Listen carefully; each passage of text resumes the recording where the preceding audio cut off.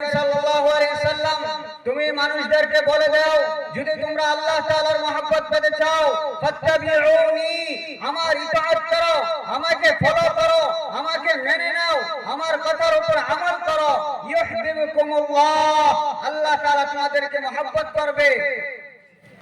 আর যে হাদিস আমি আপনাদের সম্মুখে পাঠ করেছি, লা ইউমিনু আহাদুকুম হাত্তা আকুনা আহাব্বা ইলাইহি মিন ওয়ালিদিহি ওয়া ওয়ালাদিহি ওয়ান নাসি আজমাইন, মিশকাত শরীফের হাদিস সাফা নম্বর 18 এর মধ্যে রয়েছে যে কোন ব্যক্তি দুনিয়ার বুকে ততক্ষণ পর্যন্ত পরিপূর্ণ মুমিন হতে পারবে না যতক্ষণ পর্যন্ত সে নিজের মাতা পিতা এবং সন্তান থেকে এবং পুরো দুনিয়ার থেকে বেশি আমাকে ভালো না বাসবে।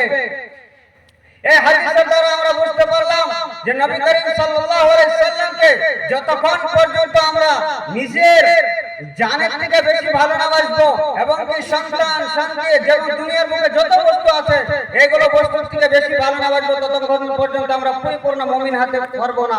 আসুন আমরা সাহাবা কেরামদেরকে দেখি তিনারা নবী করিম সাল্লাল্লাহু আলাইহি সাল্লামকে কেমন ভালোবাসতেন। একবার হুজুর সাল্লাল্লাহু আলাইহি ওয়াসাল্লাম মেম্বরের মধ্যে বসে বয়ান করতেছিল, এবং সময় হুজুর সাল্লাল্লাহু আলাইহি ওয়াসাল্লাম এই হাদিসটি যখন পাঠ করলো, লা ইউমিনু আহাদুকুম হাত্তা আকুনা আহাব্বা ইলাইহি মিন ওয়ালিদিহি ওয়া ওয়ালাদিহি ওয়ান নাসি আজমাইন, এই হাদিস যখন হুজুর সাল্লাল্লাহু আলাইহি ওয়াসাল্লাম বয়ান করতেছিল সেই মজলিসের মধ্যে হযরত ওমর রাদিয়াল্লাহু তাআলা আনহু ছিলেন। হযরত ওমর রাদিয়াল্লাহু তাআলা আনহু এই কথা শোনার সঙ্গে সঙ্গে বলল, ইয়া রাসূলুল্লাহ, ইয়া রাসূলুল্লাহ, আমি তো আপনাকে সমস্ত বস্তুর থেকে বেশি ভালোবাসি, ধন দৌলতের থেকে বেশি ভালোবাসি এবং কি সন্তান পিতা মাতার থেকেও বেশি ভালোবাসি, কিন্তু আমার জীবনের থেকে বেশি ভালোবাসি না। হুজুর সাল্লাল্লাহু আলাইহি সাল্লাম বলল, হে ওমর, তুমি এখনো পরিপূর্ণ মুমিন হতে পারো নাই। সঙ্গে সঙ্গে হযরত ওমর রাদিয়াল্লাহু তাআলা আবার দাঁড়ায় বলল, ইয়া রাসূলুল্লাহ, ইয়া রাসূলুল্লাহ, আমি আপনাকে আমার জানের থেকেও বেশি ভালোবাসি। হুজুর সাল্লাল্লাহু আলাইহি সাল্লাম বলল, তুমি এখন পরিপূর্ণ মুমিন হতে পেরেছো। এই হাদিসের দ্বারা আমরা কি বুঝতে পারলাম যে যতক্ষণ পর্যন্ত আমরা নবী করিম সাল্লাল্লাহু আলাইহি সাল্লামকে নিজের সন্তান পিতা মাতা এবং কি ধন দৌলতের থেকে বেশি ভালো না বাসবো ততক্ষণ পর্যন্ত আমরা পরিপূর্ণ মুমিন হতে পারবো না।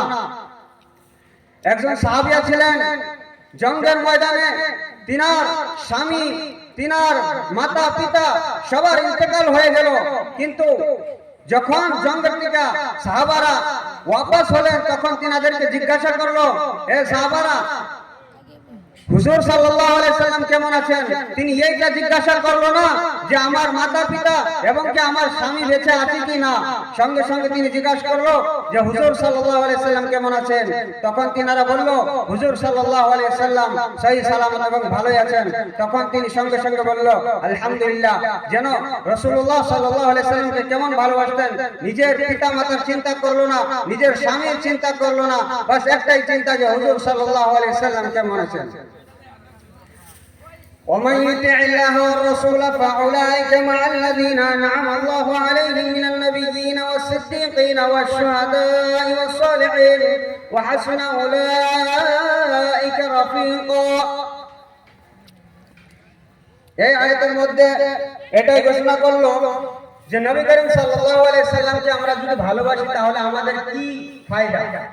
এই আয়াতের মধ্যে আল্লাহ রাব্বুল আলামিন বলছেন যে নবী করিম সাল্লাল্লাহু আলাইহি সাল্লামকে যদি ভালোবাসি তাহলে আমাদের কি ফায়দা হবে, ওই ফায়দাটা এই আয়াতের দ্বারা বোঝাচ্ছে যে ওয়া ইতিল্লাহ ওয়া রাসূল, যে ব্যক্তি আল্লাহ এবং আল্লাহর রাসূলের ইতাআত করবে, ওয়া ইতিল্লাহ ওয়া রাসূল ফাউলাইকা মা'আল্লাযীনা আন'আমা আল্লাহু আলাইহিম মিনান নাবিয়্যিন ওয়াস সিদ্দীকিন ওয়াশ শুহাদা'i ওয়াস সালিহিন, তিনারা নবীদের সঙ্গী হবে, সাহাবাদের সঙ্গী হবে এবং কি সিদ্দিকিন যিনারা সচ্চা তিনাদের সঙ্গী হবে। যাই হোক, আমি যতটুকু আলোচনা করলাম এই আলোচনার মধ্যে যদি কোনো ভুল ত্রুটি হয়ে থাকে আপনারা মাফ করবেন, এবং যদি কোনো শুধরাই দেওয়ার এবং যদি কোনো কথা থাকে তাহলে আমাকে শুধরাই দিবেন। যেহেতু আমাদের উস্তাদ এখানে এসে গেছে, আমাদের উস্তাদের মতনই আমি তিনাকে চিনি, আমাদের মুখ্য